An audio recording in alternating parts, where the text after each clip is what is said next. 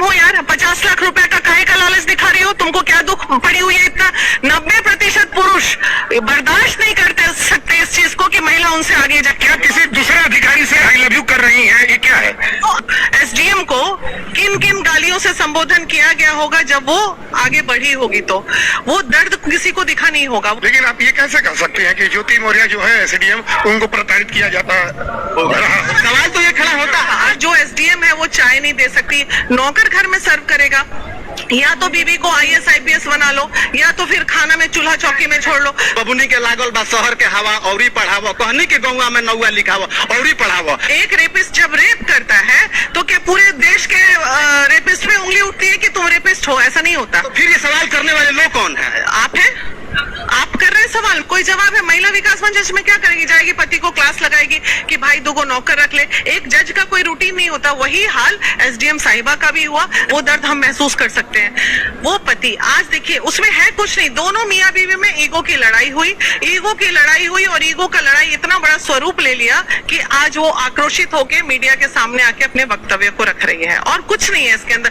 90% पुरुष बर्दाश्त नहीं करते सकते इस चीज को कि महिला उनसे आगे जाए। 90 में 10% ऐसे होते हैं जो बर्दाश्त करते हैं। मैं ये जानती हूँ क्योंकि मैं भी भुक्तभोगी हूँ, और बहुत सारी महिलाओं को मैंने देखा कि भुक्तभोगी करते कुछ नहीं है, बस खाना टाइम पे नहीं मिला। अरे जो एसडीएम है वो चाय नहीं दे सकती, नौकर घर में सर्व करेगा। या तो बीबी को आईएएस आईपीएस बना लो, या तो फिर खाना में चूल्हा चौकी में छोड़ लो। तो लेकिन अभी एक केस और आया है जो मैं देखी हूँ, लड़की जज है लेकिन उसके बावजूद भी उसका पति इतना प्रताड़ित कर रहा है कि घर में खाने के लिए, अब बताइए, जज आ रही है हमारे पास कंप्लेन लेके कि मैडम बताइए, इसका कोई जवाब है? कोई जवाब है? महिला विकास मंच इसमें क्या करेगी? जाएगी पति को क्लास लगाएगी कि भाई 2 नौकर रख ले। एक जज का कोई रूटीन नहीं होता। वही हाल एसडीएम साहिबा का भी हुआ। रही बात उनकी दोस्ती की, आपका अगला सवाल का जवाब मैं दे देती हूँ। दीदी एक मिनट, लेकिन आप ये कैसे कह सकते हैं कि ज्योति मौर्य जो है एसडीएम, उनको प्रताड़ित किया जाता होगा?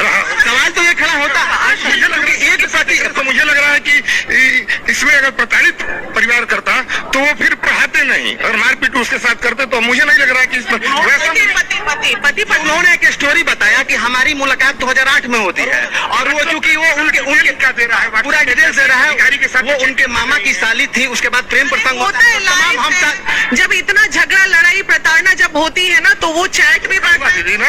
क्या किसी दूसरे अधिकारी से आई लव यू कर रही है, ये क्या है? तो अब ये तो उसको तलाक दे दीजिए। महिला विकास मंच के सामने हमारा एक अहम सवाल होगा कि तमाम समाज में ये भी मुद्दे निकल करके आ रहे हैं कि महिलाएं अपने पति को झूठे केस में फंसा रही हैं। अगर किसी पति के साथ अनबन हो रहा है तो क्या कर रही है कि दहेज प्रताड़ना का केस करें, जैसे कि ज्योति मौर्य ने किया है। 50 लाख रुपया और एक फ्लैट के लिए अपने पति के ऊपर केस कर दिया है। गलत है, यहाँ ज्योति मौर्य गलत है। तुम ऑलरेडी एसडीएम हो यार, 50 लाख रुपए का काहे का लालच दिखा रही हो? तुमको क्या दुख पड़ी हुई है इतना? मान लो वो पति किसी भी विपरीत परिस्थिति में तुमको पढ़ा दिया, लिखा दिया, पैर पे खड़ा रहे, जाओ जियो अपनी जिंदगी, आगे बढ़ो। मतलब किस चीज का लोभ पड़ा है तुमको यहाँ? वो गलत है, बहुत गलत है, इस पे हम साथ नहीं देंगे उसका। चलिए, बाकी वीडियो के अंत में हम थोड़ा आपसे भी राय जानना चाहेंगे। आपने कुछ बोलिएगा, क्या कहेंगे ज्योति मौर्य के? नहीं, बोलिए। ज्योति मौर्य के बारे में मैं क्या कहूंगी यही कि एक बच्ची के, एक महिला के चलते पूरी महिलाओं की कामयाबी पर पाबंदी लगने वाली है। और आप देख ही रहे हैं कि अभी 136 महिलाओं को प्रयागराज से वापस बुला लिया गया। परंतु आप लोगों से एक यह भी मैं विनम्र आग्रह करूंगी कि जिस तरह ज्योति मौर्य के क्रियाकलाप को आप लोग उजागर कर रहे हैं, उसी तरह से एक आईएएस अफसर भी अपने पति की सेवा के लिए अपनी नौकरी को रिजाइन मार के घर आ गई थी। तो क्या उसके मैटर पे आप लोगों ने हाईलाइटेड क्यों नहीं किया था? वहाँ भी आपको हाईलाइटेड करना चाहिए था। और ये नहीं कहा जा सकता है कब कौन पति, मतलब कौन कब किसके मेंटलिटी बदल सकती है। हो सकता है आज मैं यहाँ पर बात करूँ, मैं एक नॉर्मल परिवार से हूँ, एक किसान परिवार से। आज हमारे हस्बैंड भी हमको पीएचडी करा रहे हैं। हो सकता है भविष्य में मैं भी लेक्चरशिप अटेंड कर लूँ, या हमारे उनके बीच ये कब किसके साथ क्या हो जाएगा ये कोई नहीं जानता है। क्योंकि केवल कर्म करना चाहिए, फल की प्राप्ति की चिंता छोड़ दीजिए। हो सकता है ज्योति मौर्य को लग रहा होगा कि 4th ग्रेड का हस्बैंड हमारा अब हमारे काबिल नहीं है, वो किसी और की तरफ चल गई। तो ये नहीं है कि उसका दिमाग जैसा है वैसा ही समाज के हर एक महिलाओं का दिमाग होता है। हमारा समाज है वो महिलाओं के हाथ में सिर्फ बेलन देखना पसंद करता है। मैंने बेलना, आप रोटी बनाइए, 2 वक्त की रोटी पकाइए और हमें खिलाइए। क्या अगर किसी महिला के हाथ में कलम, अगर कोई महिला उठा लेती है, अपने हाथ में तलवार उठा लेती है? पहले की बात, आप पहले की बात बता रहे हैं। आज तभी तो आज ज्योति मौर्य पूरे देश में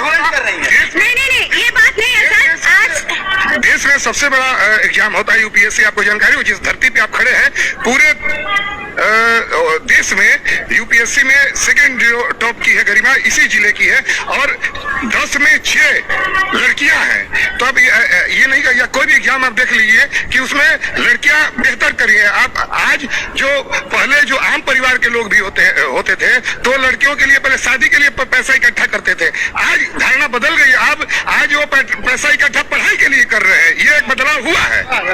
बेशक बदलाव हुआ है, लेकिन एक सवाल तो समाज के ऊपर खड़ा उठता है भैया कि मनोज तिवारी ने बहुत पहले गाना गाया था कि बबुनी के लागल बा शहर के हवा औरी पढ़ावो, कहनी के गौवा में नौवा लिखावो औरी पढ़ावो। वो तमाम कई वर्ष पहले गाना गा चुके थे, लेकिन आज वो गाना ट्रेंडिंग में चल रहा है। वो कहीं ना कहीं समाज के लोग ही तो ट्रेंडिंग में कर रहे हैं। वो एक राष्ट्रवादी पार्टी के सांसद भी है, युवाओं के प्रेरणा के स्रोत है, और वो ऐसा गाना अगर गा रहे हैं तो मुझे लग रहा है कि उनकी पार्टी का ये विचार नहीं होगा।